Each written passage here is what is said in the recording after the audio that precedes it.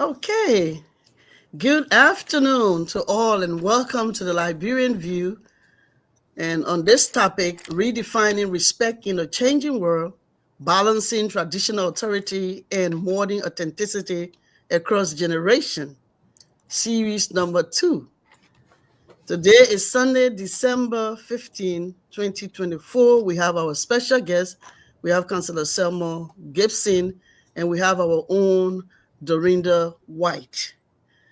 The panelists will be discussing some, but not limited to, redefining respect across generations, the influence of technology and social media, tension between individuality and collectivism, adaptation and resistance among older generation.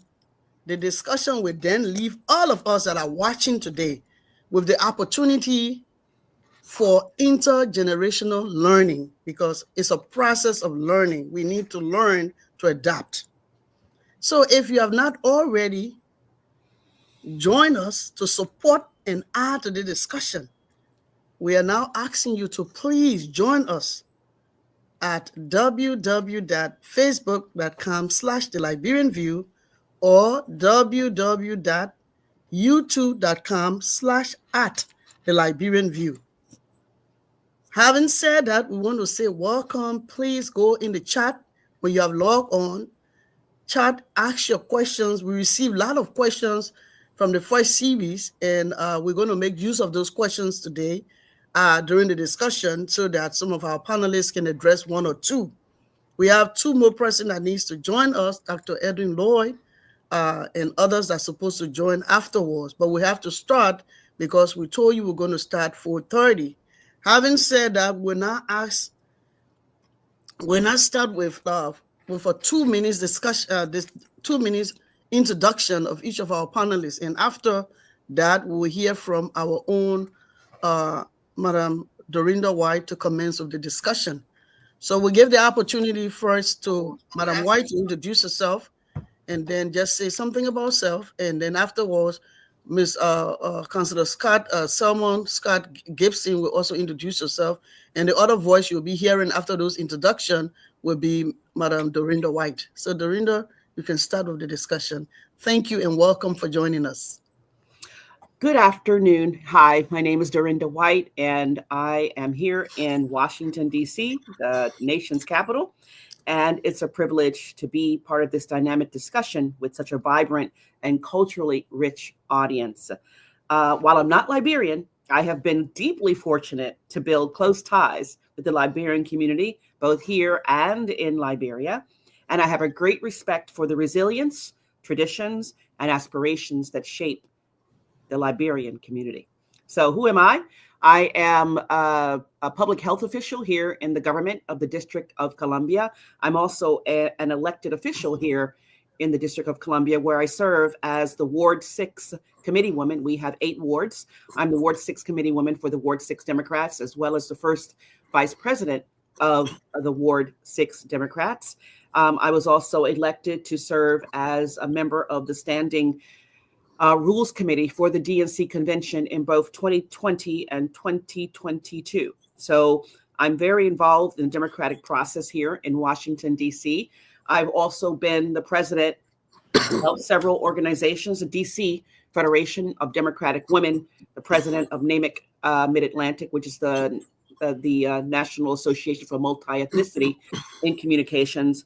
And similar to many of you, I was an immigrant to another country. I lived in Italy for 10 years. I'm bilingual in Italian. So I have been exposed to being a foreigner in a foreign country. So I have a different perspective on how to look at what it feels like to be here in the United States and to assimilate to being in the American environment. And with that, I pass it on to Selma Gibson. Hi, everyone. My name is Councillor Selma Scott Gibson, and I'm happy to be here. Well, I just got to know about this panelist. So I'm here to listen and see how I can chime in to the discussion. I look forward to contributing to what whatever discussion that would be leading towards. I've served as it comes to respect, I've served as program specialist in Liberia for the Reconciliation and Peace Building Program. I was also the executive director for the Liberian National Bar Association. And I worked for so many organizations, international organizations, prior to coming to the United States. Personally, I work with children. I I'm a lawyer. I just got my LLM in um, American and international law, and I'm here to be part of the discussion. And thank you for having me, Lucy. And Thank you. Julia. Thank you so much. And so we'll now dive into the discussion. We have our comment area, the chat area. Once you log at www.facebook.com/ the Liberian View or at www.youtube.com at the Liberian View, you'll be able to use our chat and ask some questions. Want to say thank you to all those who submitted some questions. Few of your questions will be discussed and addressed today if time permits. And so, having said that, we're going to turn it over to our special speaker, Ms. Dorinda White. The floor is yours. Okay, thank you, Lucy, and thank you for having me again as a guest. Um, going right immediately to the theme of the discussion today, which is redefining respect in a changing world, um, balancing traditional authority and modern authenticity across generation. Well, this challenges us to re-examine one of the most fundamental values in our communities, both here and abroad. Respect shapes our identities, relationships, and sense of belonging. Yet, as the world changes, so too does the way we define and experience it. So I would have to say, I bring a unique perspective to this discussion, especially in the context of bridging generational and cultural gaps between younger generation children of African immigrants and Black American children. Today, we'll explore how respect evolves amidst changing social norms, the pervasive influence of social media, and the need for institutional knowledge sharing that resonates with younger audiences. And we'll also try to find ways to honor traditional authority while embracing the modern authenticity that defines our times. So, with that said, I did prepare a few what I would call some talking points that I thought might drive home to some of the discussion that we're going to have today. One of them is to look at the evolving definition of respect, the role of social media in shaping respect, because it's very integral today in all of the lives of our young people around the world. Identity and social norms, making institutional knowledge shareable and palatable, because our elders have all of that institutional knowledge, but the younger people don't know how to receive it, and oftentimes the older generation doesn't know how to share it in the right way so that it's received correctly. Bridging the generational gap through communication, respect as a foundation for community unity. And last but not least, the most important part is how our families around the world, mothers, fathers, and the nuclear family and the larger family units, how do they define respect within the environments they live in? And then as they prepare the younger people to go out into the world. I think that uh, I think that together, we can explore how balancing respect for tradition with authenticity helps pave the way for a more unified and empowered future. I'd have to say that empowering the youth of today in general, no matter where they come from, is a difficult feat for a family and a community, but it's also an important feature that must be addressed in order to prepare them to meet the challenges of what's going to come while we're here and after we're gone. Lucy, I don't know what else to add to this right now because I think I've covered most of what I thought would be good talking points, unless you want me to go into the various talking points that I prepared. I think you should go through the various talking points because that will help us to look at the questions that have been posted and we'll be able to ask. Okay, well, I will do that. So when I did the first talking point, which I prepared, which was the evolving definition of respect. Many of us, when we grew up, and we have different age groups here, we knew what respect was. When our parents and our elders said something, we jumped because we knew that as younger people growing up, that we had to adhere to the rules and regulations that were around us. There was no, I'll think about it. I'll get back to you. What did you say to me? No, it was straightforward. Okay, I'll get it done. And we went ahead and did it. So traditional notions of respect often emphasize deference to authority, elders, and established norms. Younger generations today, however, view respect as a two-way street, earned through authenticity, mutual understanding, and emotional intelligence, especially for children of African immigrants here to the United States. And Lucy and Selma, you might want to chime in on this. This creates a unique tension. They often feel caught between preserving the values of their heritage and adapting to Western ideals that prioritize individuality and freedom of expression.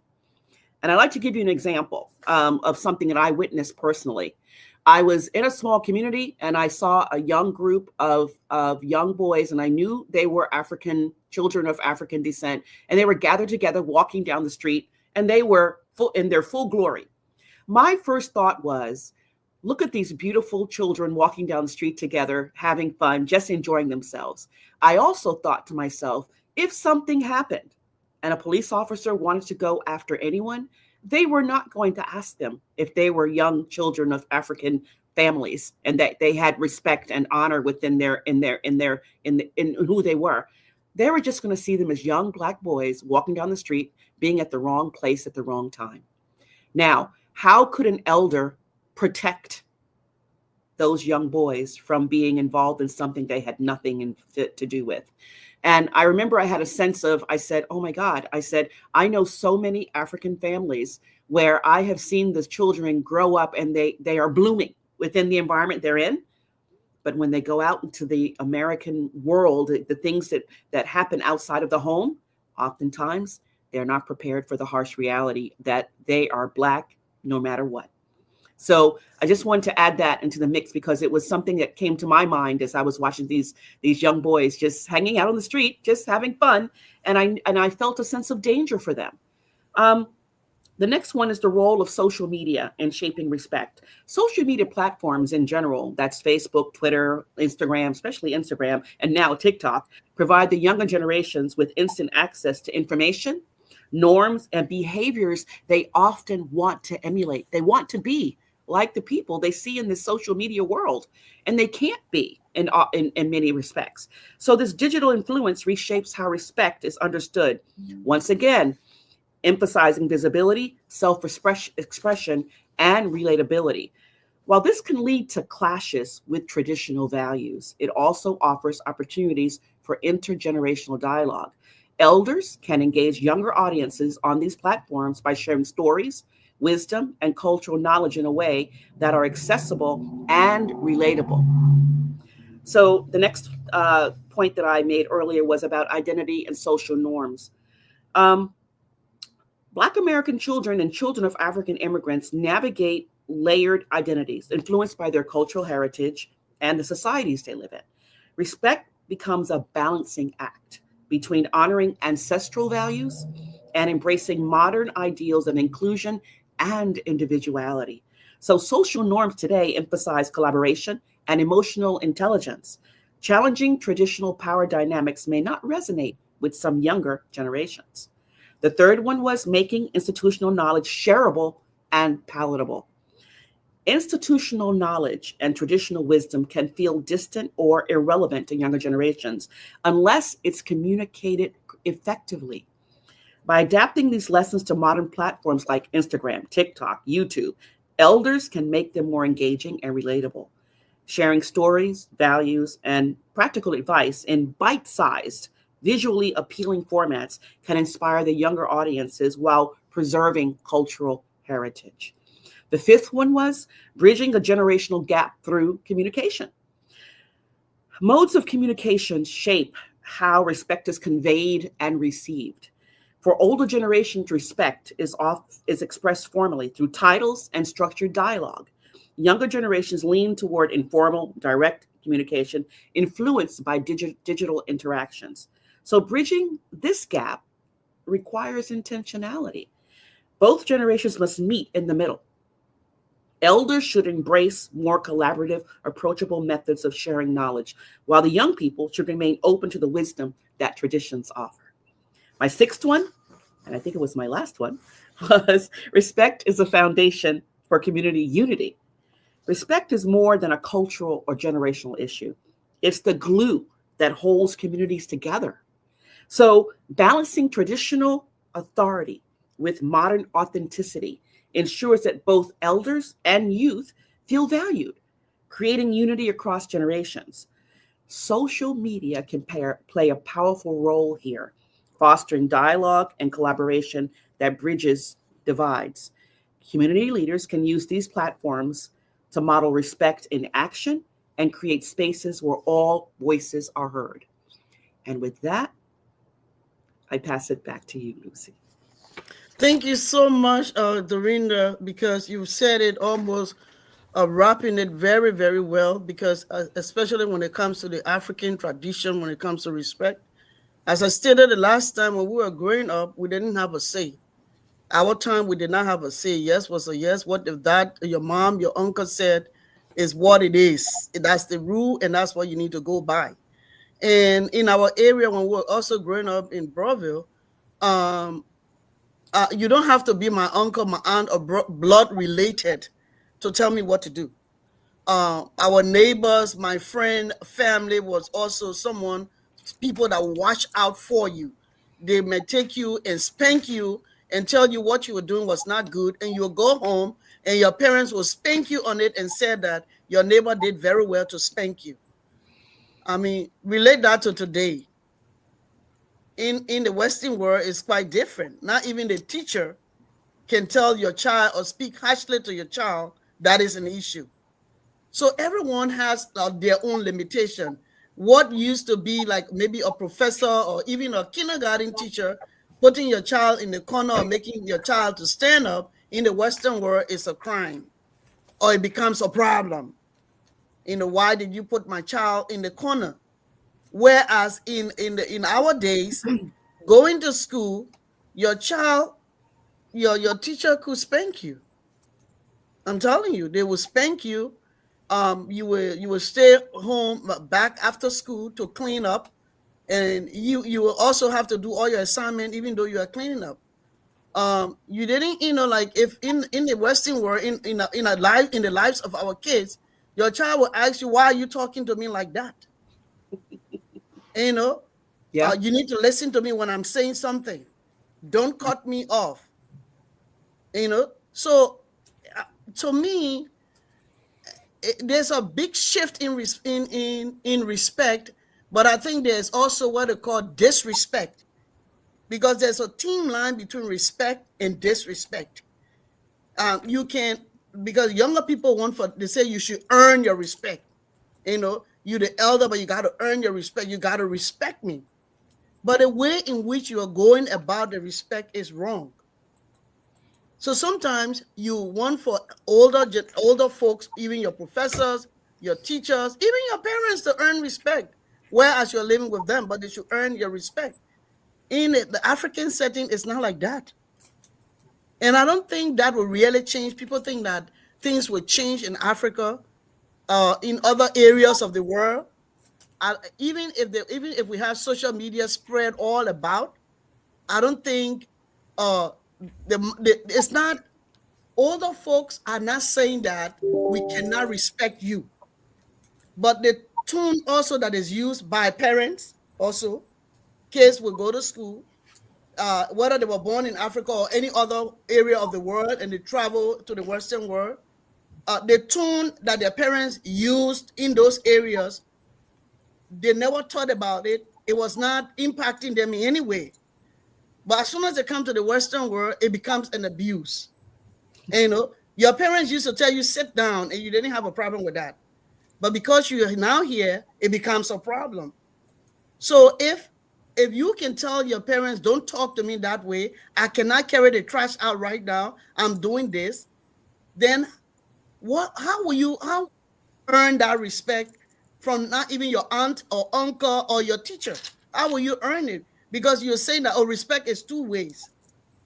But if you have a higher tone in the way in which you are talking to your professor or your aunt or even your parents at home, then you're not going to earn the respect that you need. We were brought up in a way that we were shepherded. Like your parents are the one shepherd, or your aunt or someone that you're living with. They shepherd you through the path. They gave you some guidance. But you can see the difference between someone that didn't get any guidance and someone that did get a guidance, because it shows. My grandfather and my grandmother used to tell me, when you travel anywhere or you go and visit, the first thing you do, if once you open your suitcase, the people will get to know your character. And that is so true. It tells you, if you go to a camp with some kids, you can know the ones that have respect at home, that respect their parents, and you can know the ones that do not, because you get to know them. So it's very important that we maintain that culture of respect, as much as it's also important that parents know how to speak to their kids. Parents know to learn how to listen to their kids, because sometimes we especially from African parents, we don't want to listen. And sometimes we are doing the right thing, but the way in which we are doing it, that is the problem. Because if you listen in and let them say, voice out what they think they are so right about, and then you tell them what you think it should be, so at least you've given them what they need to have, and you've also listened. So from that perspective, both of you, you will learn. Because it's a hard thing for parents, to have your child speak to you just any kind of way. But I know that we have some very, very good families, even whether Black American, whether Africans from Americans from Africa, or even the Caucasian, everyone. We have some very good children that still maintain the respect, because you need, even the Bible says so. Honor your father and mother so that your days can be long on earth. And that's the scripture, and that's from God. And it's very, very important that we do that, because you cannot earn your respect by yelling at your parents. You cannot earn any respect because you say you need to earn it. And sometimes your kids might come to your house, and what they used to accept from you, they may no longer want to accept it, because, like you spoke, social media influence. They've seen what is happening, or maybe they went over to a camp, or maybe they went over to spend some time with someone else's family.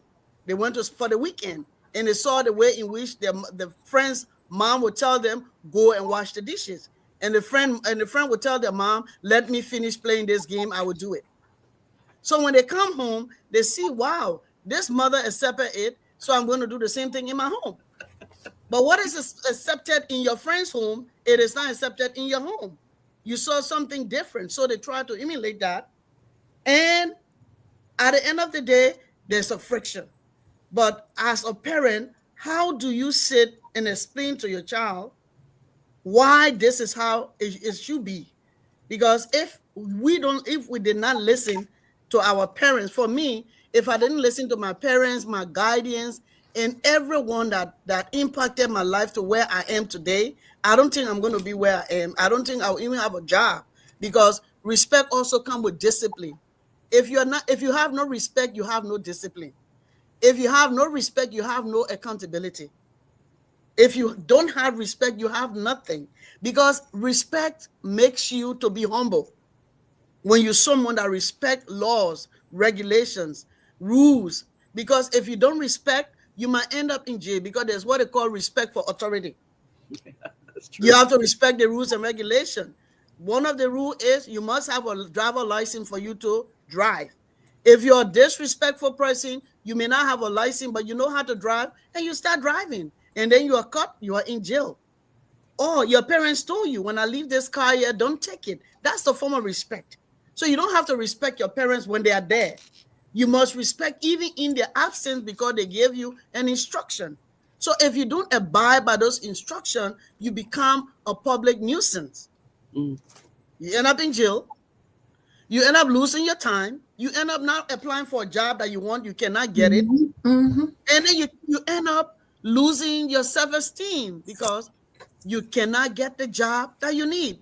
So respect is very, very important in our society. Whether older generation, younger generation, how we want to redefine and balance the equation, we should be very, very careful not to clash, because if we are just taking yes for everything, if you can allow your child to talk to you, oh man, mommy, go to hell, man, I really don't care. That is not modern civilization. That is not social media influence. That is not it. That something is missing in our relationship. If you have a husband that can just say anything to you without no filters, that is not respect. That is not because if you love someone, you'll be kind, you'll be humble to them, and that's a form of respect. But if those things are missing, then that's not a relationship. Because someone cannot say, I love you so much, but they have no respect for you. Because respect comes with disrespect in front of your colleagues, in front of your friends. And that's shaming to you that you have your relationship or your children talking to you just anyhow, or your grandchild giving you a slap in the home. And that's okay. So when they go to Walmart, when you talk to them, they give you another slap in public. And then you think Whoa. that's okay? So the respect is very important. We need to maintain it because it's a form of it that we need to respect. We got to respect. We got to respect the rules. We got to respect authority. If a police stop you, you can't keep on driving, because when you do that, you're disrespecting, and then you see a lot of police cars chasing you, and then you will have a problem with that. So that's the respect. There are a lot of different fragments when it comes to respect. You can deviate in every area, and because you are disrespectful, you're not going to have no respect. You're not even going to keep a job because you're disrespectful. Because when your boss tells you to do certain things, you will not do it. So now, when I look at it from your discussion and from what you've all stated, so and you look at culture, you look at norms of society, you look at those that their civic education is important in school because you know your rights, you know your responsibility. So if you don't know your rights and you are not respectful, you don't want to be shepherd, you will not learn from anyone because you are disrespectful. Because respect also comes with listening.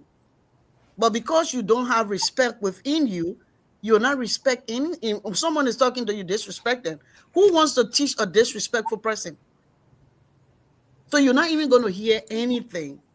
So to me, when you look at it, in what ways now do you think can traditional authority, okay, coexist with the modern emphasis when it comes to authenticity without causing any conflict? If I may come in, you both of you spoke hardly. You know, I just remembered, when I was in Texas before coming to Philadelphia, Pennsylvania, where I am presently. And what I've been doing since I came to the United States, I try to befriend people of different nationalities. And I let me take for an example Texas, where I was, and I spent a lot of times in there, and I befriended African Americans. I befriended Americans, the Caucasians, of course, Liberians, other nationalities. And for me, I like to observe, I like to research, and I try to compare and make comparison. And I've been working with children all along. I'm sure you know about that, Lucy. I've been working with children in Liberia, and even here, I'm working with children. And what I've come to realize is that respect is a universal thing. Respect is a universal culture. Respect is earned. The elders, in some way, demand respect. Why do I say demand respect? When it comes to the children, I saw, even with the Caucasian, I remember there was this lady who, sometimes when I sing, you say, "Oh, you sing so well. Can you come and visit us?" And I visited a family, and it was after church, and we were sitting at the table eating, and then this little girl, I think she was about 9 years old, when her mother was talking, she tried to interrupt the conversation. And this lady told her daughter, I'm speaking. I'm speaking. You have to wait until I'm done. Don't cut me off. And I look, I said, huh? Oh, okay, now I see. And I also saw it among the Black Americans. This group, they were from Louisiana, and we were in a group, and this it was a boy or girl, I can't, yeah, it was the daughter or the granddaughter came and were talking, and she came and sat with us in the living room. And this man said, the grandfather said, look, go back in your room. Do you see your peers here? Go back in your room. And I said, huh? Okay. So then I said, but this is the same thing that we do in Africa. We don't allow our children to come and sit with us, and the elders, we having conversation, and they come and sit and get become part of the conversation and say, oh no, we don't do that here. Then I started to see some other African Americans. I saw some good, I saw some bad.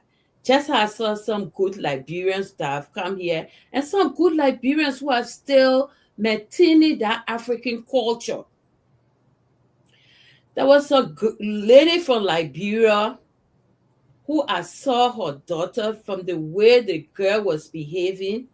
I knew she was going off track, so to speak, from our traditional norms. Why do I say that?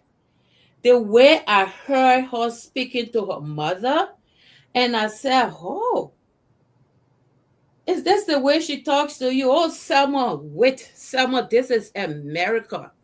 This is America. The children have their rights, so they can say anything. I said, oh, really? And I said, look, I have met some good Liberians who are still maintaining the culture they respect. I visited a friend. I spent the night with she, her husband, and a daughter.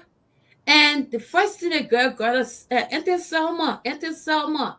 What do you want me to prepare for you? I visited my cousin, and her daughter, Enter Selma, do you want me to bake this way? Do you want me to do this? Those were people who still maintain the culture, and their little children in the house were trying to help them in the house instead of their parents doing everything for them.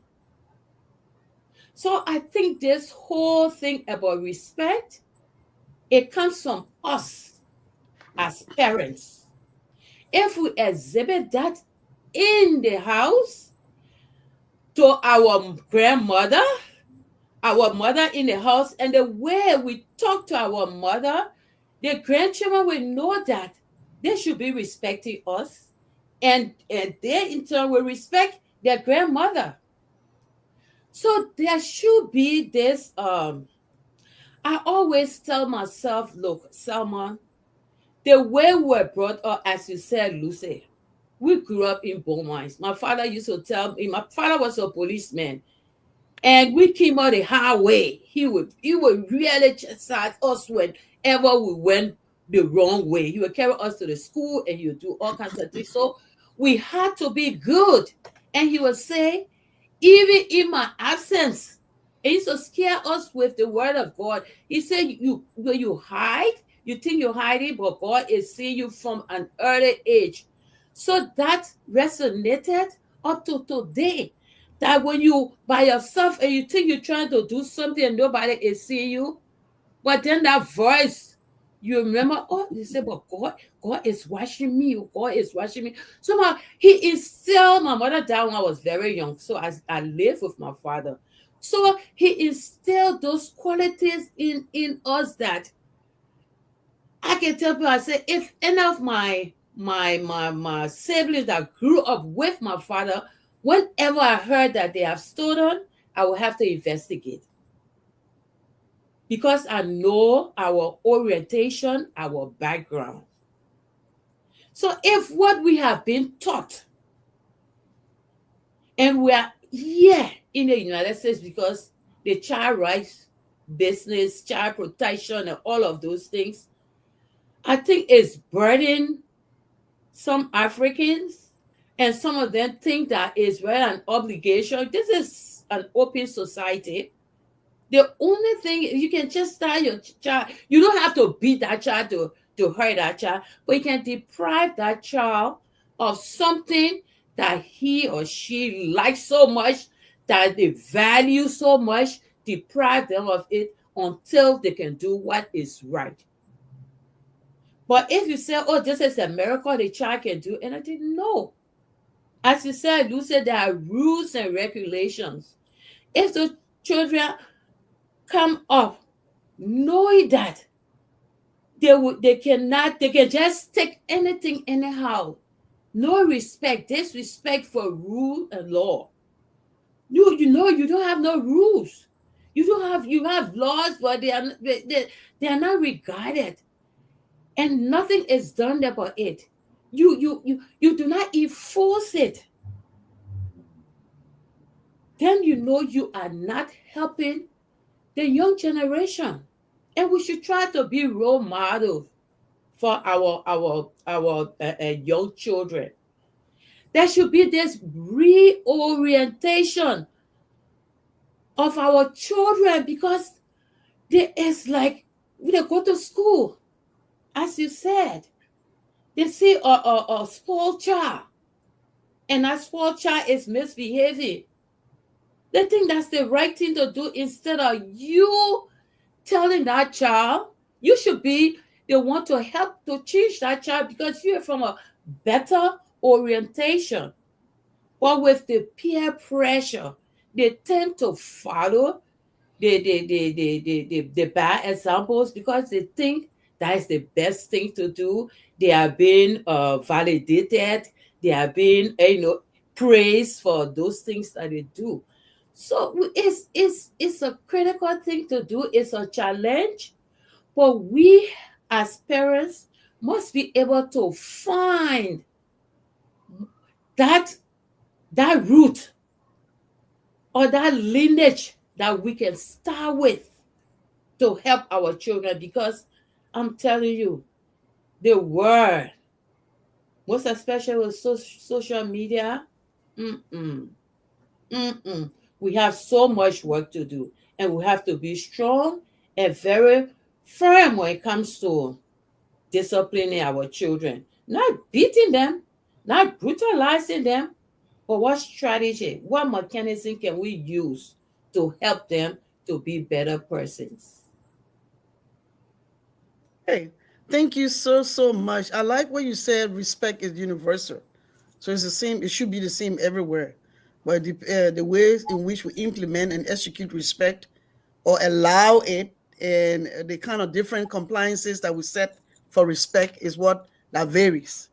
The traditional view when it comes to respect, the older generation often equip respect with defiance to authority, age, and established custom, whereas the modern view, not all, this is from my perspective, that the younger generation tends to associate respect, as you said, authenticity, equality, mutual understanding. You got to understand me, and challenging the hierarchy of the norms in society. Most of the time, younger people try to challenge the norms, and that what gets them into trouble. But like you said, it starts from the home. I don't know whether this is true, but I did watch it, and there was a video going around. I think it was on TikTok or either on Facebook.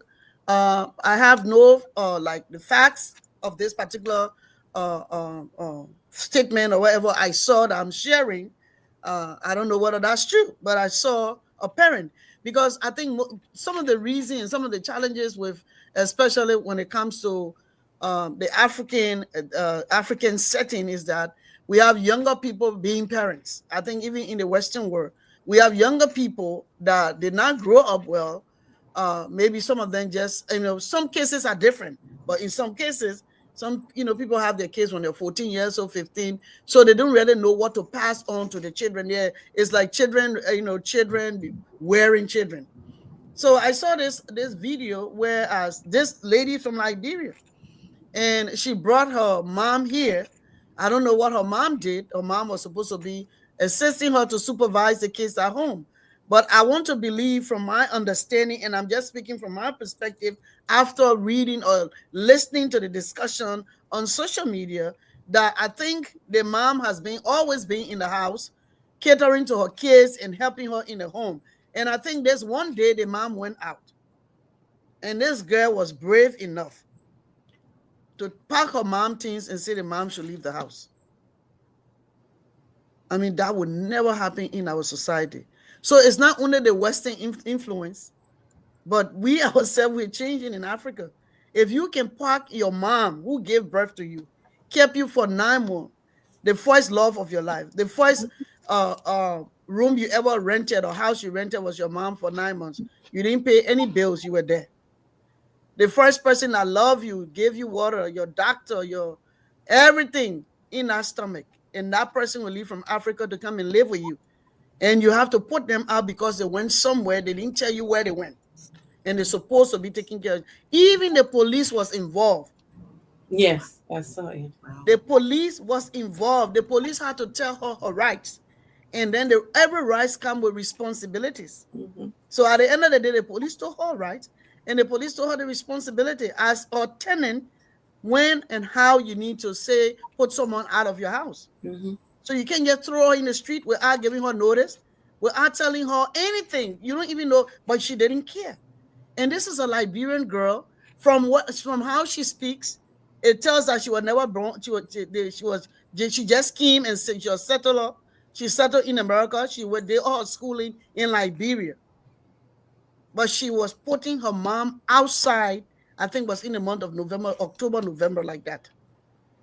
This is someone that was never, well, it's a natural, maybe she's a naturalized American, but I was like, wow. And the saddest thing is her children were in the house. So those children will grow up knowing that, it's good to even put my mom, that put her Mm-hmm. mom outside Mm-hmm. Wow. one day, because Mm-hmm. life is a vicious circle. What you plan will come and bite you. Mm-hmm. And this woman was standing outside. Those police were very, very nice, took their time to educate her, even told her you cannot put your mom out. That is disrespect to the highest level. Gross. That she Tissue. was gross disrespect, Hmm. telling her you gotta go out. She can't stay here. That my house here. Can you imagine?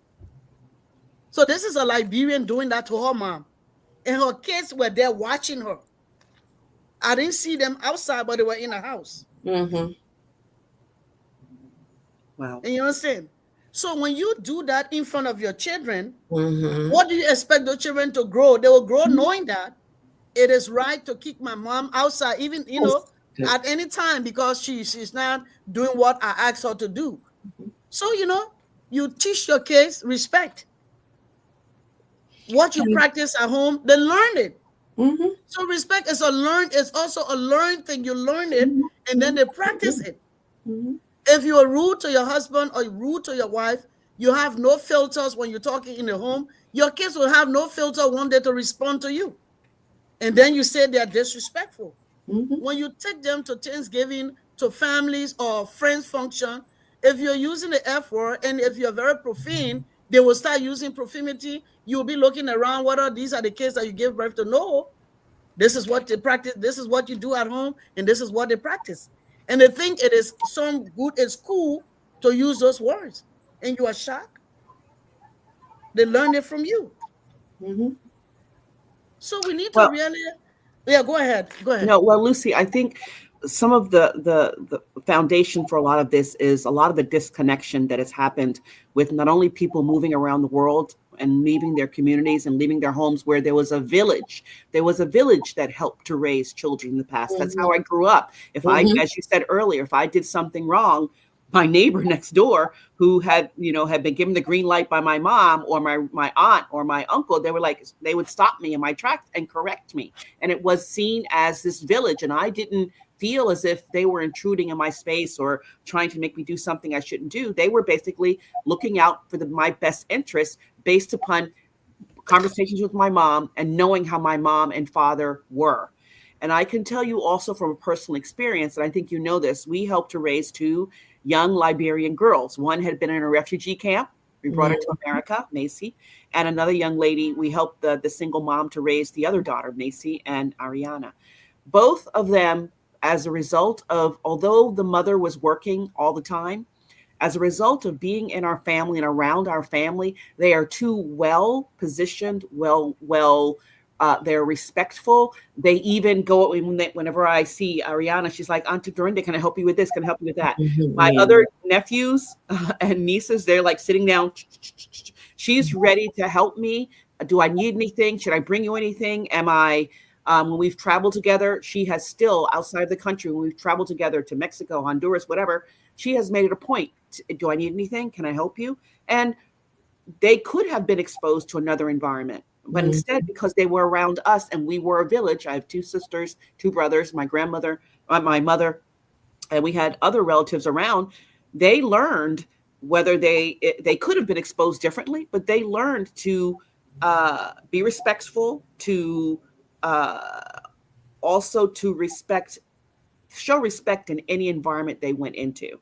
And they also, today, the way they carry themselves, we are exceptionally proud of them because Yes. did not assimilate they could have easily assimilated to their classmates in their schools growing up because they went to schools. Another Ghanaian family, the same way too.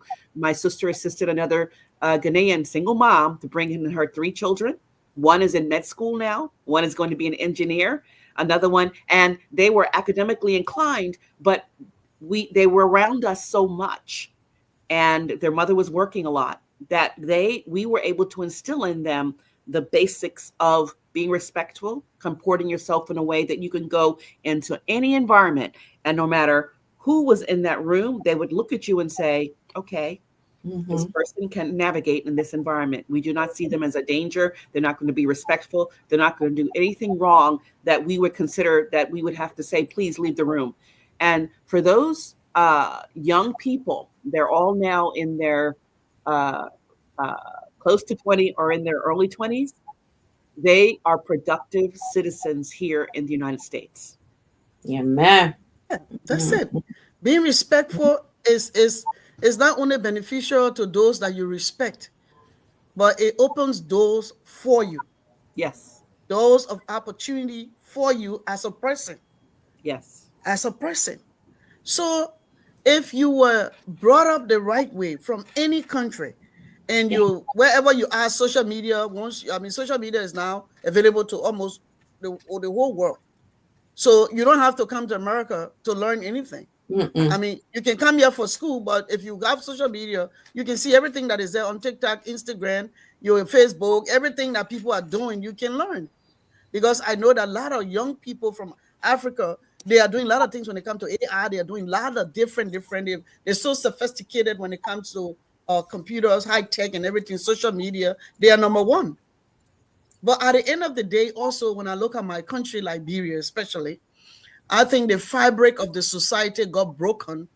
Our first war, from one war to the other, in the sense that when I was growing up, it's not only my dad, but I had a foster dad, and I also had uncles and aunts that really put some money together to make to towards my education, and my dad never made us to be hungry. Every month in Liberia in those days, monthly they take their pay even before the 30th of the month, and they used to have one bag of rice given to them because they were working for the government. And for that, this is from my perspective. Other Liberian family may be different. What I know for Liberian people, in those days, we were satisfied with what our parents brought home. We don't want millions. We only wanted our peace. And Liberian men is so satisfied with little. We're not very ambitious when it comes to anything.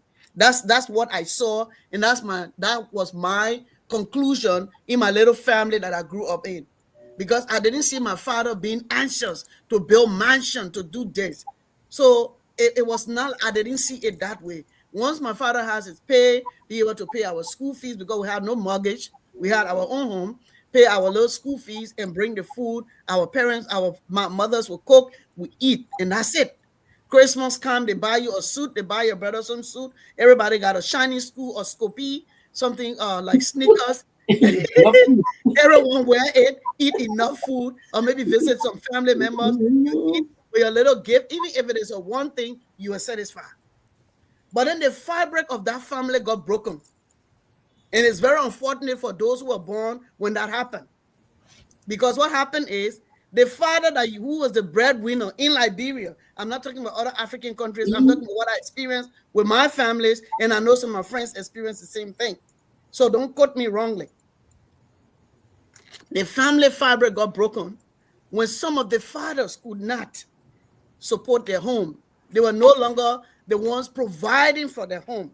So it's like if they had a 13 years old, 14 years old child, that 14 years old, 15 years old child is dating this a grown man with the money that will support the family now.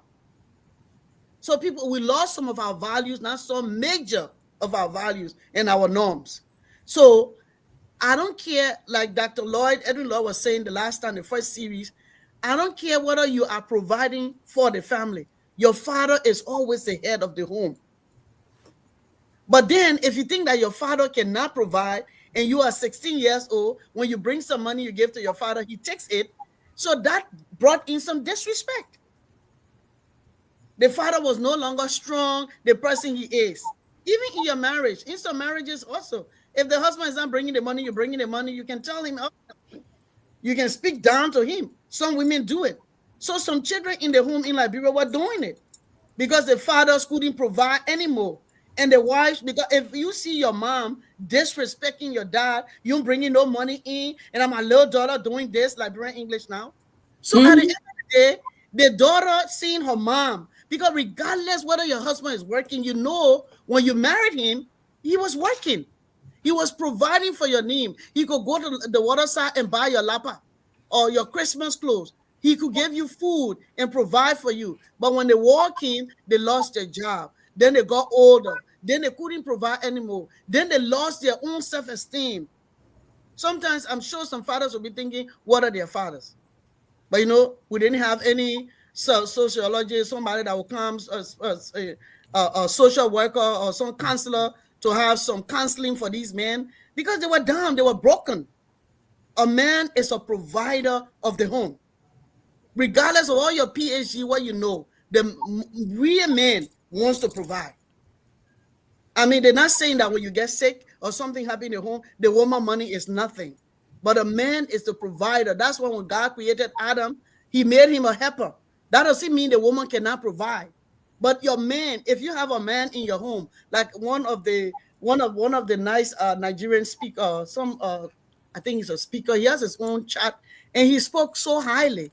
And he was saying that if you have a man that every time he's losing his job, and then the dependency of everything is just on your income, he's not making any effort, you guys are dating, that's a big red flag. But you saw that, you married that person, that's a big red flag, because at the end of the day, he's not going to change, because he is who he was, so the marriage cannot change him. So at the end of the day, it brings in disrespect. Why would you marry that person just to disrespect them?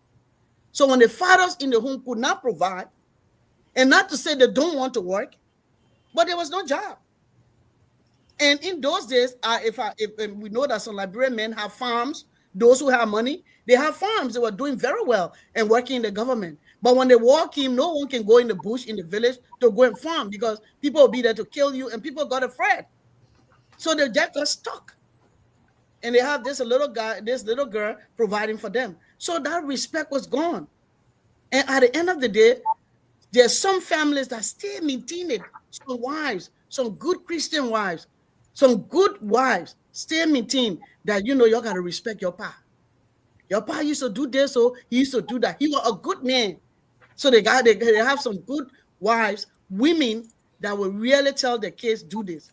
But they have some women that say, "Oh, my baby, you're not even providing." And, you're Mhm. providing and stuff like that. So that's self-esteem, that respect. And I don't care what you do. The man is always the head of the home. So men refuse to be the head of the home anyway. That you can't do anything about it. You keep on praying from now to when they just refuse. So, but they have some men that are really the men and they maintain that thing to be the head and contribute to the welfare of their family. So respect to me in Liberia, that's when I think I saw from my lens, I saw that respect started, like, men started really feeling traumatized and they cannot provide. They will go out the whole day. They can't even afford to get a job to feed their family, and disrespecting in our society, you know. But for you to be in America to disrespect your mom, I can't understand that. But Lucy, just among ourselves, as you know, I grew up in Beaumont, and in Beaumont was a little village, like a little Platon place. Everybody knows everybody. We went to the same school. We're like, just family members there. So when I graduated, I had to go to Monrovia. Monrovia is the capital city for my sister, White, is White. So, and when I went to Monrovia to go to college, to the university, because I was in Beaumont when I took the university entrance and then I passed, so I had to relocate to Monrovia. So when I entered Monrovia, wow, what I saw, it was it was just strange to me. It was like almost half of our girls, the ones that I saw, all of them had this older man that was taking care of them. They called them the godfather and so forth. And I was like, huh? And because they were taking care of them, giving them money, some of us were there, were struggling, were wearing our jeans, were playing basketball. We didn't really care about my group, my little basketball group, and we're just doing our thing. Though we had our boyfriends, those were young boys. But our crap, but those girls, they had a big man when they come and they open the door for them on the university campus. You see there, they were going to school like they're going to weddings. I said, huh? And because we could not afford it, for me, I was always in my jeans and t-shirts. My group of girls, were in our jeans and t-shirts, always ready to go in the basketball court because we're playing for the university team. But those girls who were with those men that were taking care of them, they underestimated us as we were nothing. You know, they devalue us because our hair were not fakes.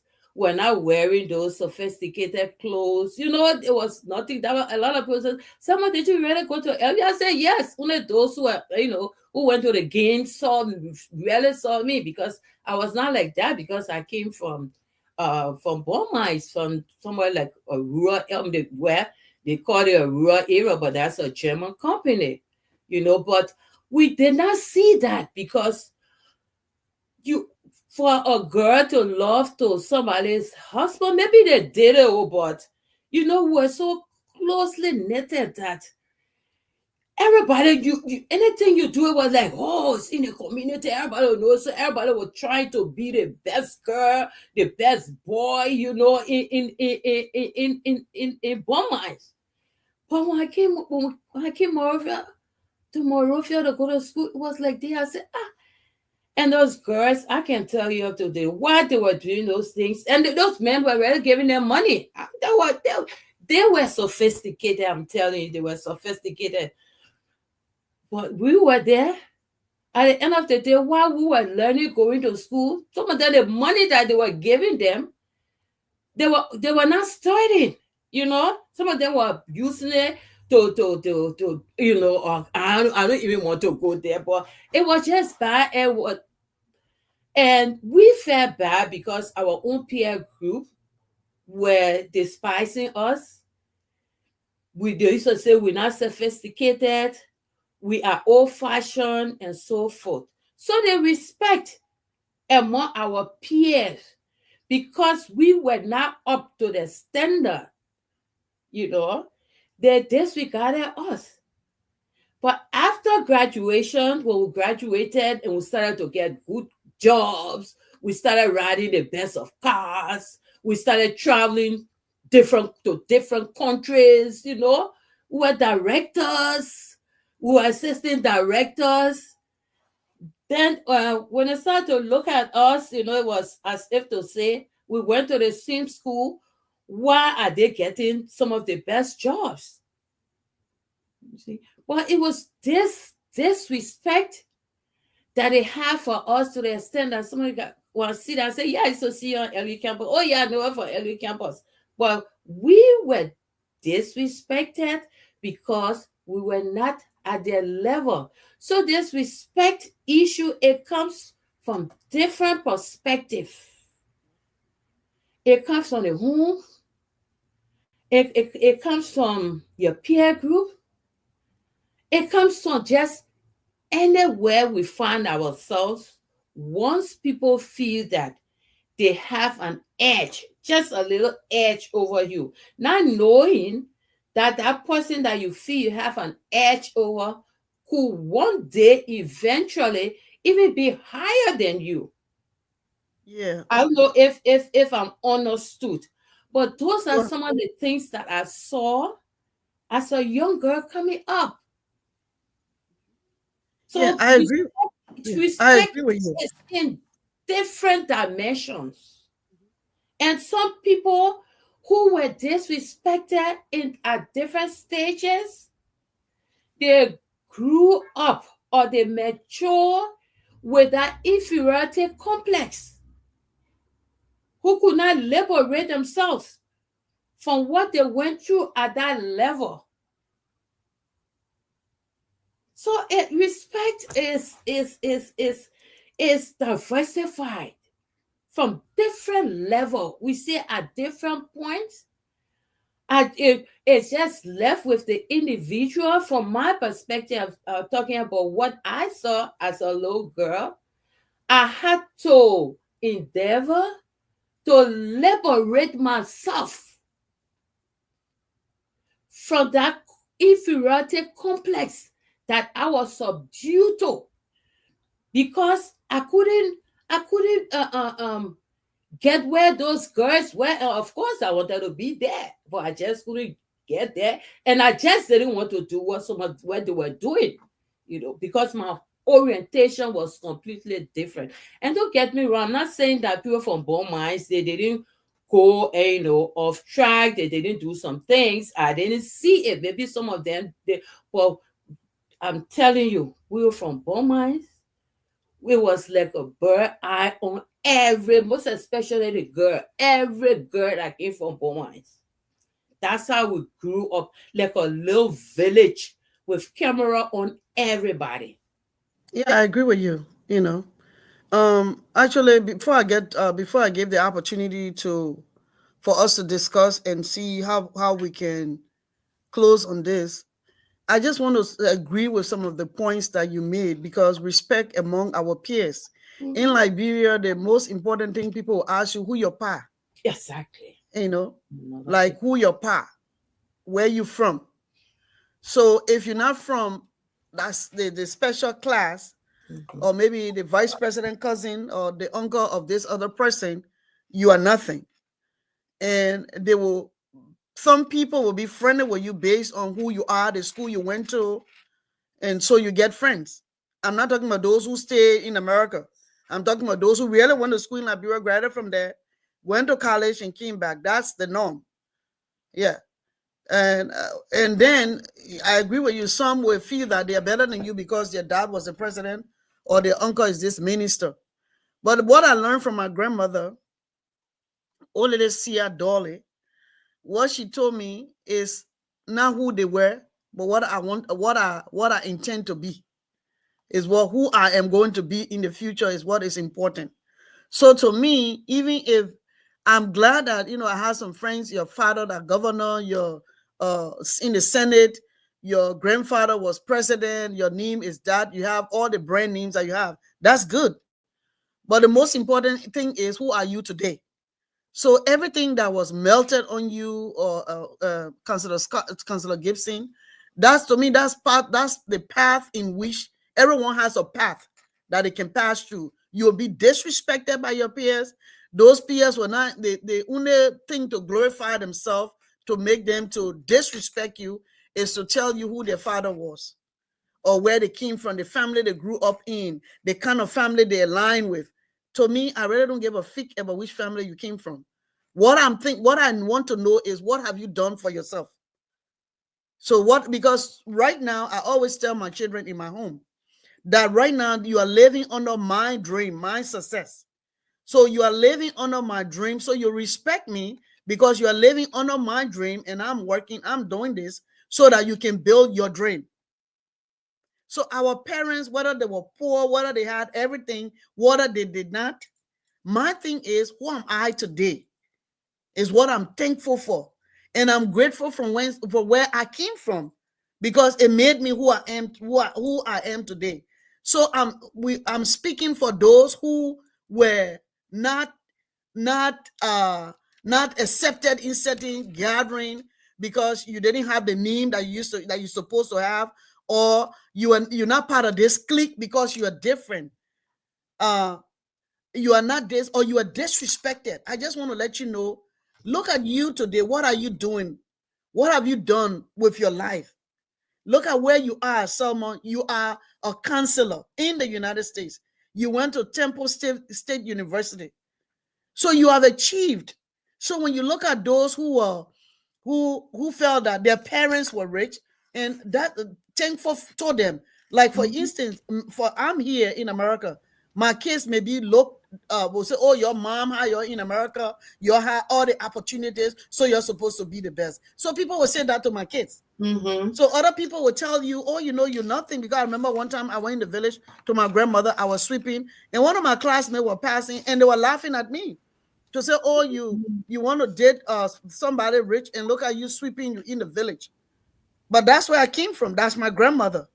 But that particular person, when I see him in America, I only wave to him and laugh, because I was sweeping. I went to visit my grandmother, and I was sweeping, and he felt that the fact that I went to visit my grandmother in the village, that I'm poor, that I have Mm-hmm. nothing.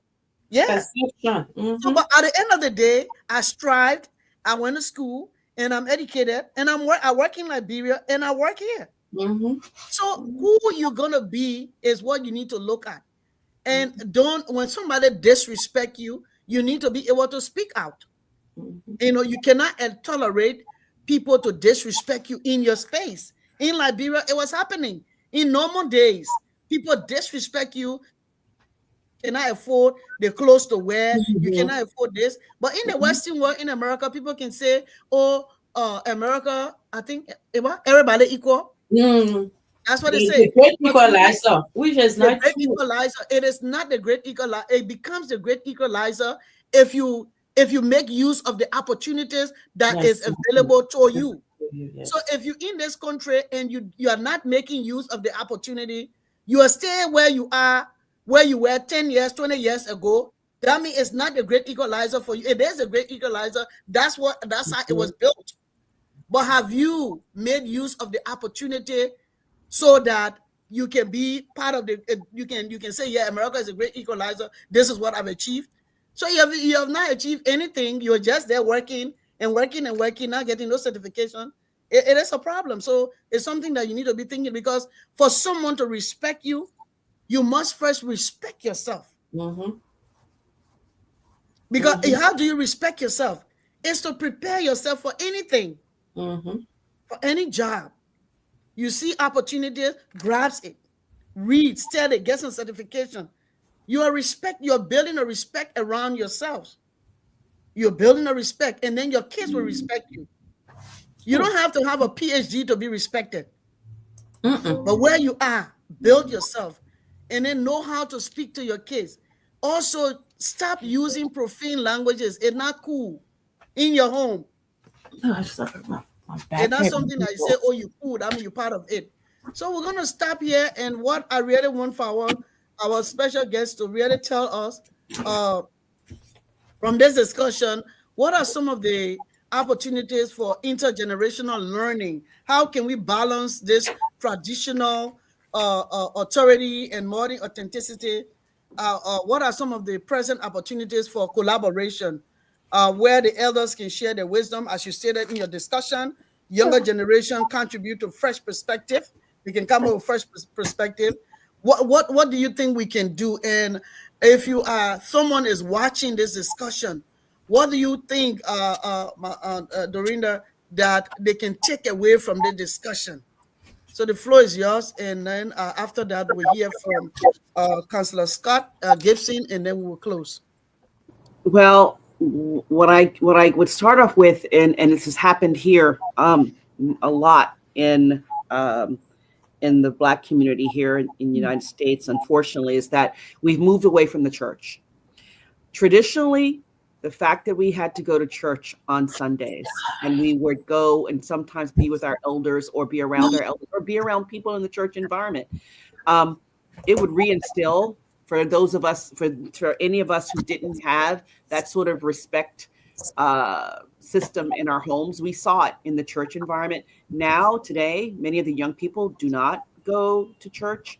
I think many of them might be forced here when they come here, even with their families. They're made to go to church, and I think they go probably against their will, but they go. And I think that the church was once a cornerstone of reinforcing the concept of respects, not only within families, but within communities, but also amongst your peers, families, friends. You saw it happening when you had to go to the lunch after the church was over, or if you went to an event after it was a community event. I know, even personally, growing up, I would go to church every Sunday. And when I stayed with my grandmother in southeastern North Carolina, church was one of the places where, when I went there, I knew there were eyes peering at the back of my head, making certain that I stayed on point, because I was a Brooklyn girl. I was from Brooklyn, so I tried to move a little bit of the boundaries, but it wasn't going to happen, because I knew that if I stepped the wrong way, that someone in that church was going to call Sister Pearl, that was my grandmother, and tell on me, and it was not going to be good when I got home. She knew how to use switches. She had a eucalyptus plant right outside the front door. And so my little legs did not like what it could feel. So I remembered, and I was the eldest of 5 kids. So because I was the eldest and I showed respect to my elders, I set the example, so that my 2 sisters and my 2 brothers also, they didn't deviate from what was the norm. They stayed within the realm of, they tried their little things here and there, but they knew they could only get away with so much. And that from an intergenerational standpoint, when our grandmother would come stay with us, or our great grandmother, my grandma Nellie, or when my aunts or uncles would come and stay, they knew that they had eyes on them. And even when we were in Brooklyn, New York, intergenerationally, when we had relatives come and stay for a short time period and they moved to their own places, their own homes, got their own jobs, we knew they had eyes upon us. And it's those eyes upon us that is missing. Um, the unfortunate aspect of this is that, and I think I experienced it also when I lived in those 10 years in Italy. I was a young adult at that time, and I could not vote. I could not do many of the things that I do here in the United States, but I contributed to the economy because I worked, I paid taxes, and I was respectful to everyone that I met, and they knew me as I was a teacher of English as a second language. So there was a type of respect because I was a teacher. But I think that along the way, as I looked at the different Italian politicos, I also saw the way that they outwardly to the world respected each other, but I knew the dirty stuff they did in the background. Whatever made the news that got out, we would know, hey, wow, should we respect this person any longer? But in general, they kept those little vestiges of respect across the board. And that was one of the things that I left off when I was talking earlier, because I wanted to add the important aspect of, because there is a representative he is Representative Amos. I think he's half Ghanaian and half Liberian up in Rhode Island. Young man. And I was going to say earlier, I was going to, and I'd like to add this, that younger Liberians recognize the importance of civic and political engagement in the countries where they live. Active participation in the political process not only earns respect, but also shapes a more inclusive future. So respect for more of one's adopted home can coexist with advocacy for one's cultural values. This dual respect strengthens both personal identity and community cohesion. I was not able to do it when I lived in Europe those 10 years because I was an expatriate, but I always knew I could come back here. I just went to live there, so I found a job, started working. But the bottom line is, many of the younger generation now, in an effort, and I would say this honestly, I've noticed it across the board, in an effort to assimilate, have taken on so many of these negative American values that have been allowed to amplify. Case in point, Lucy, as you know, I just got my master's at the University of Texas, and I was down in Texas in graduation for my master's. I was greatly surprised at the place that I was in. It was called McAllen, Texas. My sisters were with me, and they said, you know what? They said, we noticed something very different about this area down here. And I said, what?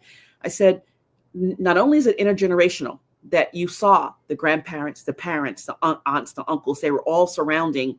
For example, we were all graduating. They were all there to support the graduates.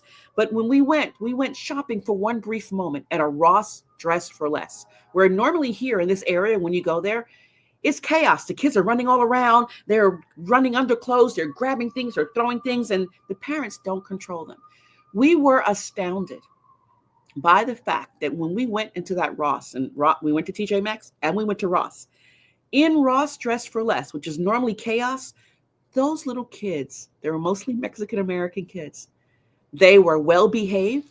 The place was meticulous. It was clean. It was well organized. We were shocked because we were expecting complete chaos in there. And the kids were walking when their parents are holding them by their hands, and they were walking with them. We have seen so many cases. I know that you too have also seen, when you go to stores, the kids lie on the ground and throw a tantrum. There's no, or they're going through picking up stuff and throwing stuff and doing things. And the complete lack of respect that's inherent in many of those situations is because the parents haven't passed down the rules and regulations and given and provided the standards of discipline that they ought to comport to. And I know in my family growing up, if I went to a store and started acting out, I couldn't even get far acting out. It would be like one moment of me saying the wrong thing, and the next thing you know, I won't tell you what would happen, but Yes, a look. mom and a Southern grandmother and Southern relatives, it was not good. So a few times I might have tried it. I never did it again because I did not want to be embarrassed. Today, these kids don't care about being embarrassed. They will say, I remember some instance where some little kid, I forgot whose child it was, said, you better not say that to me because I will call the police on you. And the mother said, okay, you call the police and I'm going to tell them what you did and they may handcuff you and take you away. And this was like an 17-year-old, 17-year-old, 16-year-older. And they were trying to, to thrash around and show that they had something going on. And the unfortunate part of that is there needs to be also more representation in the community of people, of like-minded people that they can emulate, even if they're not getting it at home and they're not getting it at church because they're not going to church as often as they ought to. There could be, you're asking for some solutions, some sort of programs. For example, I know one of the programs that I started back in the early 2000s, which was College for Kids, College for Teens.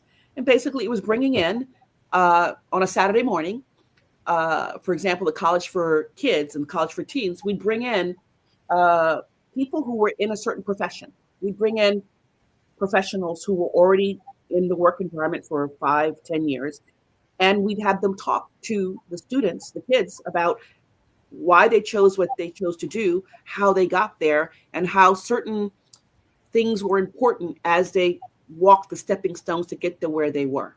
I would suggest in this instance, and you were saying, especially for the Liberian community, I would suggest getting together a college for kids, a college for teens, bring them together in a community environment and have respected members of the Liberian community come and share. This is where I was. This is where how I grew up. This is what was important to me and what I learned from my elders. This is where I am today. All those things helped me to get to where I am today. You can do this too, but you need to straighten up and fly right. Stop trying to go off into Spinning up other and flying directions. right. Straighten up Yes. and fly right. And Mhm. I think by having professionals that they can emulate, that they want to strive to be, because they may have a mother, a father who's a PhD, a father who's a doctor, a mother who's a nurse, or blah, blah, blah, blah, or whatever. But this is different when it's somebody outside of your That's family fine. and Yeah. you don't have that village that you might your their Mhm. parents might have had. That village was what kept many families together and kept a continuum of information flowing down from the elders to the others. So even if a grandmother, a great like my grandma Nellie, if my grandma Nellie was around and saw that my grandma Pearl didn't check me, she knew to tell my aunt to say, Neva, you better go and check on Dorinda and see why she's thinking that way or thinking and do this way. You need to stop her in her tracks. She needs to straighten up and fly right, Mhm. Mhm. basically. So I think that if there was some community efforts made, and it could be in the church, I wouldn't say in the church environment, because once again, one of the assimilations that's happening where many of the African children are assimilating in the United States is slowly moving away from the church. But the church was always a stalwart and the foundation in many families. And as they move away and move to other parts of the United States to get away, to be on their own, many of them, that's when the foundation that was created when they were small will go with them. And if they're already acting out at home, it's almost a guarantee they're going to come home with their tail between their legs. They're not, like a little cat with a tail between their legs, because they couldn't make it in these other environments because they couldn't adjust to being respectful, showing respect to others, and making certain that they still were representatives of their cultural values and mores. Not these, I don't want to knock us Americans 100%, but we've lost our way in a lot of ways. We've lost our way. Yeah. And we've, unfortunately, as we've lost our way, um, other cultures that come here want to emulate and be like us. And they're taking all the bad aspects of who we Yeah. Yeah. Yeah, I like that the aspect about assimilation, and that is why I'm very active in my archdiocese. I work with the not work but volunteer with the um, um, African Catholic Association of Philadelphia, most especially the women. And just what you said, we have the group of African children in the Catholic Church under one of the sisters called Sister Florence. Most time she would ask me to be like, to come and help her to be a chaperone for the children. We'll have this forum where we talk to them, call professors from different universities, and when they are in their senior year, um, she brings them together and we carry them to the different universities for them to, to look at the different, to motivate them to want to go further right. after graduation. So they'll go to, we'll go to the different universities, have those teachers and some of the seniors, talk to them and carry them all around, tell them about the colleges, the different colleges in the university. That's something that I've been very active with in Philadelphia with the African Catholic Association of Philadelphia. That is very good, and it is kind of encouraging the African parents to bring their children to church and to be a part of it. At the same time, we organize fun time for them. Well, they hire a bus and they will carry them to different places to go and enjoy themselves, and things like that. But it's good that we come together, most especially us as Africans who are here, so as to be able to maintain our culture, our cultural values. We need to continue to instill that into our children because, as you said, they think by doing, most especially the ones that the bad ones are doing, they think that's the best way to assimilate. They are hip, they are up there, they are accepted. No, so that's something that we need. That's something I've been thinking about to do in Philadelphia, but I've not reached there yet. I'm still at the formative stage to see what I can do, to help our African children, regardless of who you are, where you're from, to see how we can come together and be able to talk to them. Give Okay. them examples of role models, people that they can emulate. Tell them about the different professions, the career, and not just come and sit down. There's some of the parents, they come to just sit, they do their home health care, and they say, oh, that's it. I don't care what you do from your accent. I don't care what you do. You can get your PhD, but your accent, you will not assimilate. You will never get a good job. I'm telling you, yeah, there are a lot of Africans who have good jobs and they are doing well. And those are people that we need to point to our children.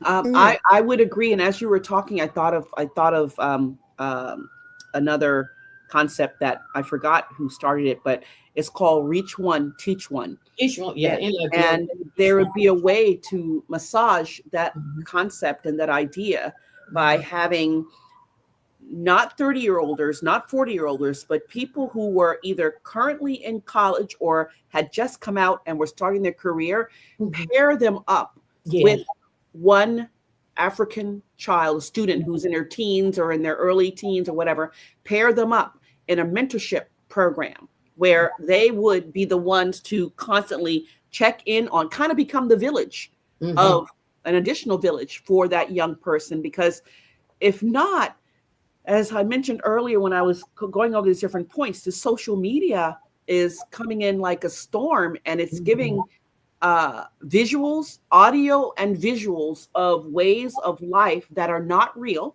A lot of these social media people that Yes. you've heard are committing suicide and taking, a lot of things are happening to them.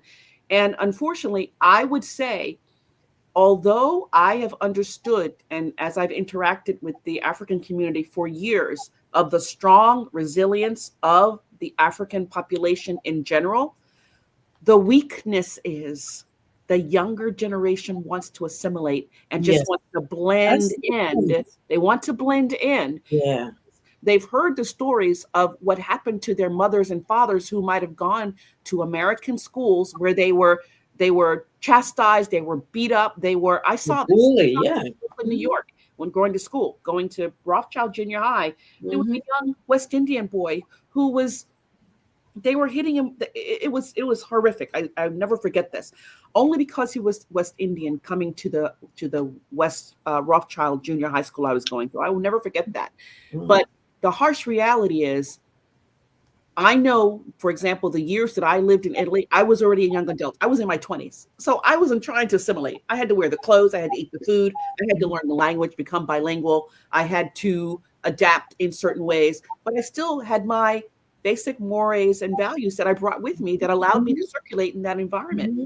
Unfortunately, with hip hop music, the clothing, pants hanging all the way down to the knee where you can just barely walk, where they're going to be knock-kneed when they get older, um, showing the beautiful underwear I guess they wear. Um, and trying to to emulate all of these things that already the Caucasian society looks at Black Americans saying, what the heck are you guys doing? Why are you doing this? Imagine how they're now also grouping in also the young African boys and girls who have grown up in, and I will say this out loud, in very sheltered, in their sheltered environments, because Mhm. parents want to keep them safe and Yeah. cohesive as a group. Native family. I grew up in a sheltered environment. So when I started Mhm. to go out to the world, I had a good foundation, but I got a few shocks along the way. But I still kept, kept the straight and narrow. Today, with social media infiltrating, everyone has a cell phone. Everyone can be on at 11 and 12 o'clock at night and get messages. They can be in instant contact and do stuff. These younger students, the younger generation is, no one has taken the time to teach, to share with them how to use it the right way so they can progress with it as opposed to digress with it. And Yeah. unfortunately, even though they have 24-hour access to information, probably the vast majority, I would say, of the African immigrant children, even first generation, second generation, third generation, when they get an opportunity to, they want to look like the little Caucasian girl who's going to school with their little boppy boppy skirt on, with their little blonde hair, with their blah blah blah, and that's like the dream that they would like to either be like or associate with. That's not the reality in America. It's not. It's individuality is important. Knowing who you are is important, but also maintaining your fundamental values that you've been taught in your home, Yeah. because those go with you, and it's the aura that you carry with you. So that if you walk in the room, and I told someone the other day, because I met this young man, he was, when I say he was ebony, ebony, ebony, he was ebony, beautiful, shiny. And I said, oh my God, you're so beautiful. And I after I said that to him, he says, thank you so much. And I thought to myself, I said, when he walks into a room, everyone's going to look around and say, wow, look at this dark brown skinned man. It's when he opens his mouth, when he sits down, when he moves a certain way, when he says, would you like a seat next to me? Mhm. When he What says, like let me do this? Yeah. this. When he says, well, what do you think about this? Because I've thought about it, but I want to get your ideas on this too. When he puts himself in that room and puts Mhm. forth all of those things that he's been taught at home, Mhm. and it starts spreading out from him, there's no way in hell that they could kick him to the curb or knock him aside, because he will be who he is in that room, and he will make a difference. Exactly. Yeah, thank you so much. Thank Wow. you very much, because it's very important, you know. We are hoping that all those that are listening to us to this particular discussion, at least we've provided some information that is thought provoking, that you will start the discussion with your families. And I also liked what was stated regarding reach one, teach one. And I think Councillor Gibson stated regarding what she's doing in a Catholic diocese, well, how they are meeting with younger generation. But also just to add, and then some of the things that you suggested, college student teaching other higher college student in an advanced level, they can teach, being paired with other younger generation and becoming a mentor. I think that's all excellent. You know, but also the foundation of this whole thing starts with the parents. The way they start with the parents. I'm hoping that we could have some counseling, some educational classes, because how can these two cultures coexist? Maybe to have some online classes to discuss this issue. This is the Western culture, this is the African culture, or this is the culture as a universal element. This is it. But these are some of the things that your child can do because of they go to this school. These are some of the things their friends can do. This is how you need to react to it, not being harsh, not being very condescending, but how can you as a parent sit down and talk to your child for them to understand that you can see this thing is happening, but that doesn't mean that you need to be a part of it and practice it. it will happen because you don't have control. You wouldn't have control over your family, the space that you have. Not really control means that's the space that they have. That's what I mean. That's the only space that you can speak to and speak with. So I think the foundation is to also have reach one, teach one with these parents, especially to really have a mass online meeting, because some parents were not even able to do a face-to-face meeting. They are working 24/7. I remember even during the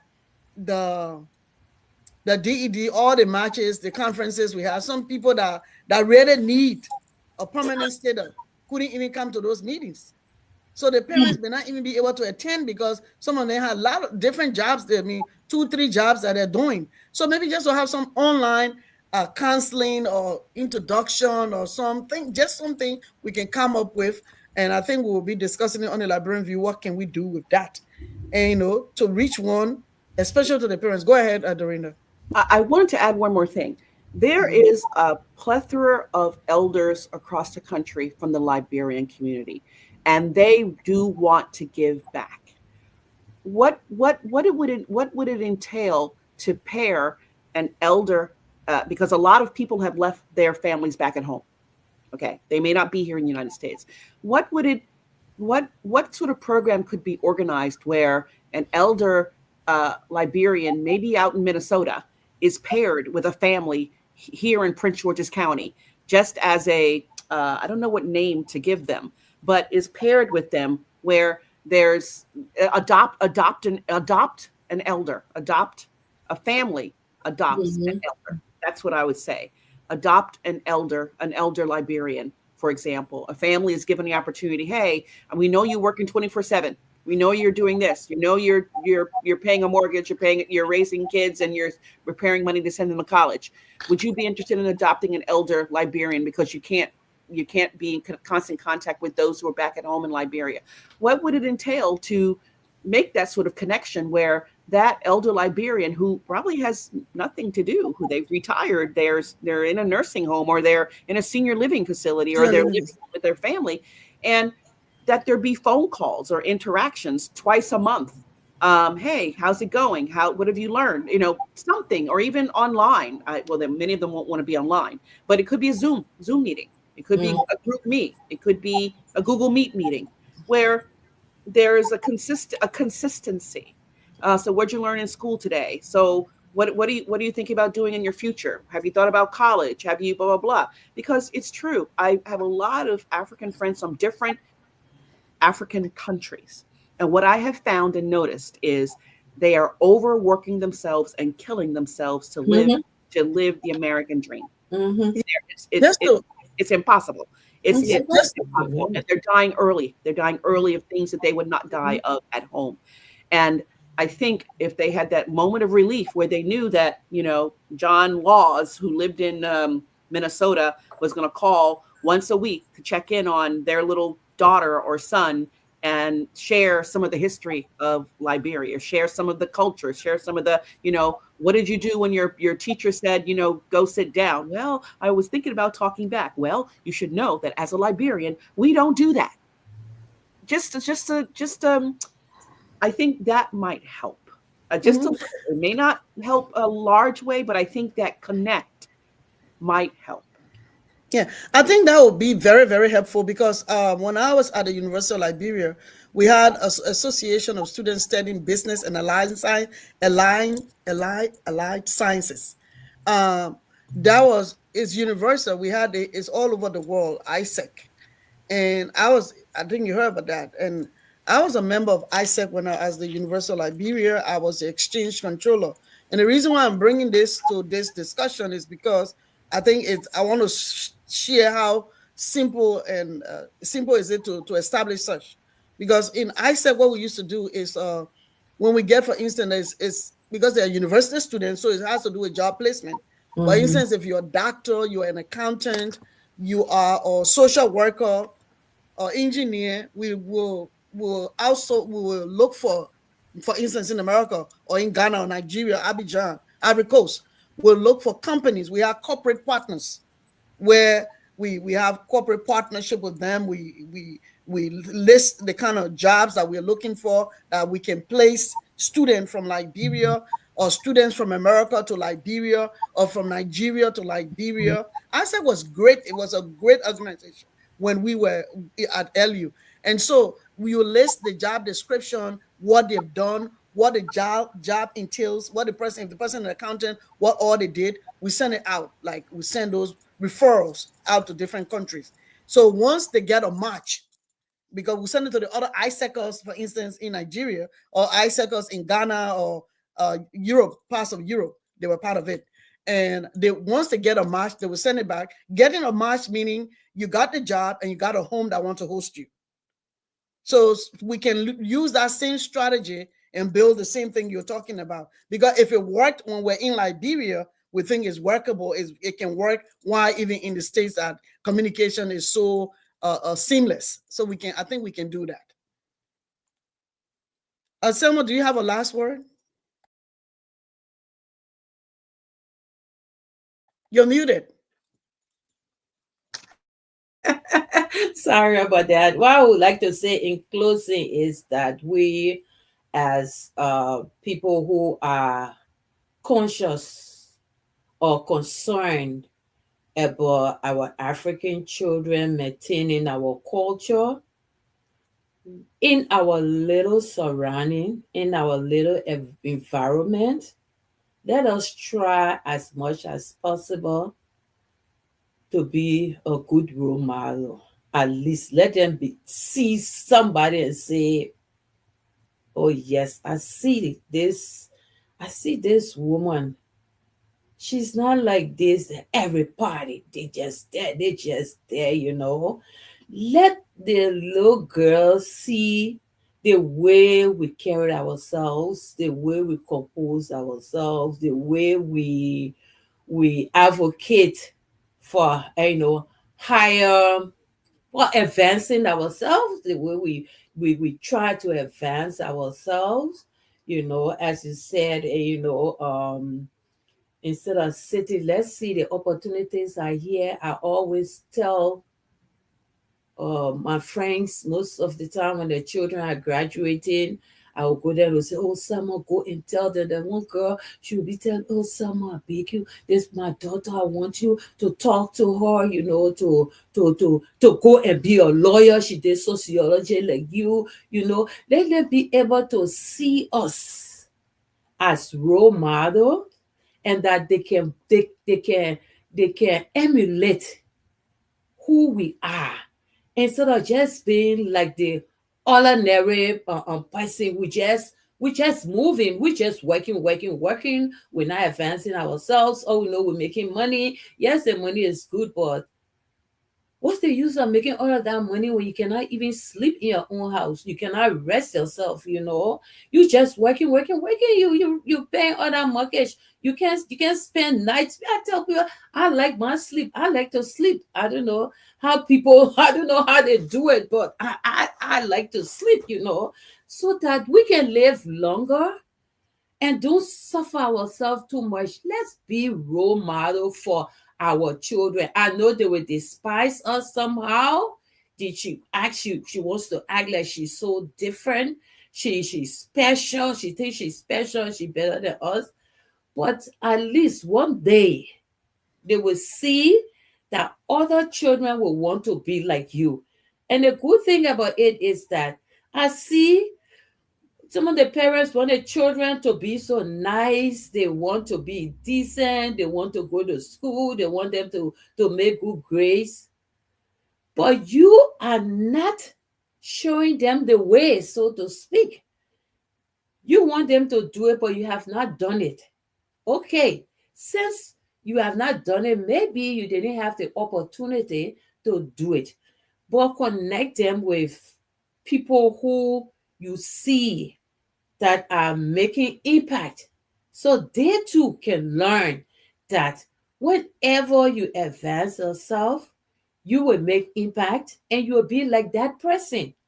We should always connect our children or introduce them to people who we think that we want them to be like.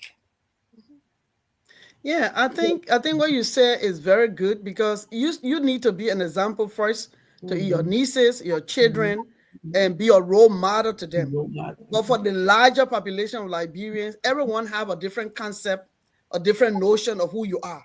Because people, based on disrespect, they try to define you their own way or their own in the way they see you or the way they think you should be. Mm-hmm. So Yeah, that's even that's that's fine. even yeah, that's even disrespectful.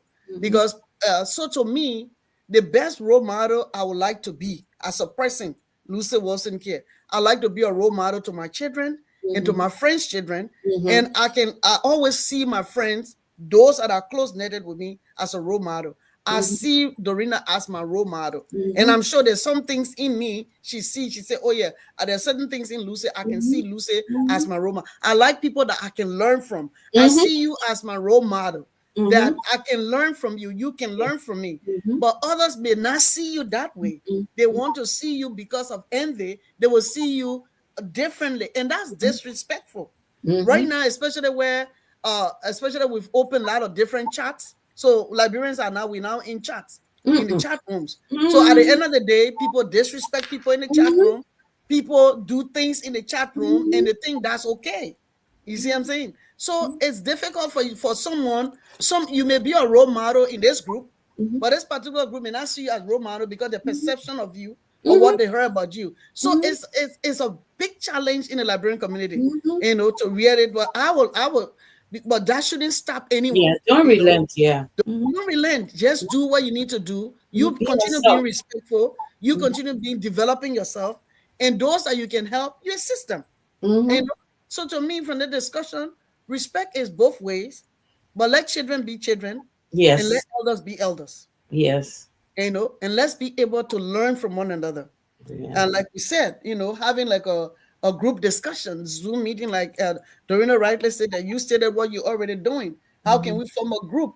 So to me, if you want to build a foundation when it comes to respect and the Western society influence, and even some children, even Liberians, some children in Liberia who have not traveled are still disrespectful anyway. Oh So yeah, yeah, exactly. they Yes. stay in Liberia, they're disrespectful. But Mm-hmm. at the end of the day, how can we uh, come together as society, and even like this discussion we're having? Dorina is not a Liberian, but she's here discussing this issue. How can we learn from others like Dorinda and others who are doing so well that Mm-hmm. we can emulate what they're doing and what they've said and establish some sort of group that we can be able to help out with the older generation? uh, how can we um, balance the Western culture in it to have a clearer understanding, to accept and do certain things, to adapt? You must know what you need to adapt. You must understand it. So it's a learning process. But do we have that infrastructure? No. Do we intend to build this kind of infrastructure? Is something that we need to think about. And I think what Dorina said, what you're already practicing in Philadelphia, I think that's excellent. So having said that, I know that you all have watched. It's now 6:26. We're supposed to be closing at 6:30. But we want to take this time to say thank you so much, Ms. Dorina White, for taking your time to help us learn, giving us some good examples, and even making some good suggestions. We say thank you so much on behalf of the Liberian View. As far as I'm concerned, you are part of the Liberian View because you've been part of it for a long Yes, she time. is in Even though Liberia. you have not been here, you've been part of it for a long time. So we just want to say thank you. We carry her to Liberia. Yeah, those who are listening in and have heard what has been said, stated, some experiences, the personal experiences that we've had and we're still having, but that will not relent. We keep on doing what we're doing, Mm-hmm. and we want to also take this time to say thank you to Councillor Scott Gibson for just coming in and providing some very, very excellent points. And we know that you who have been watching or will be watching later on, we want to say you can give us your suggestion, but we hope that this particular platform has really brought in some discussion, provide you some information and some points that you can take and use at home in your own way, so that you can be able first to earn your kids' respect, to respect them, and then also children listening, you need to respect. Respect is paramount in our life because disrespect ends you up in jail. So I want to say thank Mhm. you, and we'll see you. The next time will be the 12th of January, 2025 on Sunday. We'll see you again. Thank you. It's always nice, and it's always nice when it comes to the Liberian View, talking about burning issues like respect. Thank you so much, and you all have a nice week, and happy holidays. Merry Christmas and Happy New Year. Thank you. Thank you. Same to you all. Okay, see you Okay, all. good Bye-bye. night. Good night. Mhm. Mhm. Mhm. Yeah. I am out of here. Okay. Yeah. We logged off, right? Okay. Uh,